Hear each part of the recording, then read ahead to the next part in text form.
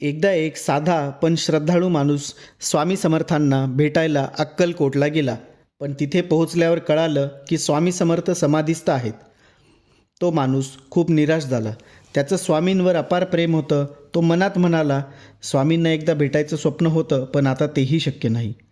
तो दुःखी मनाने अक्कलकोटच्या जंगलात जाऊन बसला. अचानक त्याला समोर एक सांबर म्हणजेच जंगली हरण दिसलं. ते त्याच्याकडे शांत नजरेने बघत होतं.